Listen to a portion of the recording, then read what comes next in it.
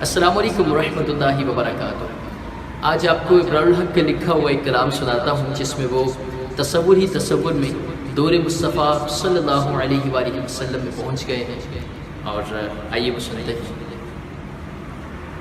وہ انتہائی عشق تھی یا نور بے حساب تھا، میں قید و بند وقت سے آزاد اس صدی میں تھا۔ وہ دور مصطفیٰ تھا، میں مدینہ نبی میں تھا۔ وہ دور مصطفیٰ تھا، میں مدینہ نبی میں تھا۔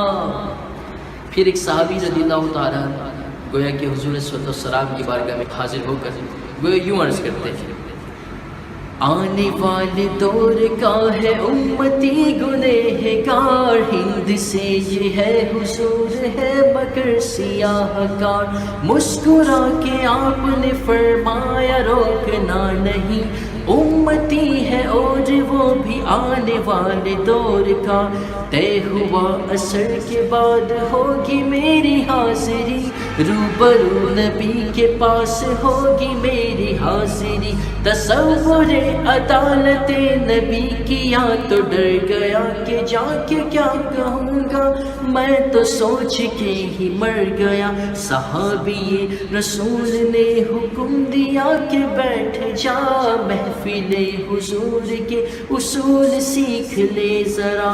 بیٹھنا سکھا رہے تھے مجھ کو وہ کہ اس طرح، چل کے بھی دکھا رہے تھے مجھ کو وہ کہ اس طرح۔ یہ بھی کہہ رہے تھے خامخواہ سے منہ نہ کھولنا، بول کے بتا رہے تھے اس طرح سے بولنا۔ وہ خوش نصیب لوگ تھے جو دور مصطفیٰ میں تھے، فضا بھی خوش نصیب تھی زمین بھی خوش نصیب تھی۔ نیا نیا کھلا کھلا سا نیلا آسمان تھا، پرانی طرز پر بنے نئے نئے مکان تھے۔ کئی گھروں میں اونٹ تھے، کئی گھروں میں بکریاں، پک رہا تھا کچھ جہاں پہ جل رہی تھی لکڑیاں۔ اتنے میں اذان ہوئی، اتنے میں اذان ہوئی تو رونگٹے کھڑے ہوئے، دل کے جیسے کھل گئے ہو تالے سب بڑے ہوئے۔ وہ آسماں کا راگ تھا، وہ دعوت بلال تھی، میرے لیے تو دعوت وصال یہ جمال تھی۔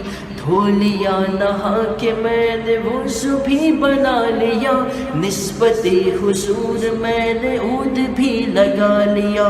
گھر سے ہم نکل پڑے صحابی رسول کے، جا رہے تھے سبھی سمت مسجد رسول کے۔ وہ دھڑکنی عجیب تھی، وہ کپ کپی کمال تھی کہ آنکھ اشک بار تھی، سراپائے ملال تھی۔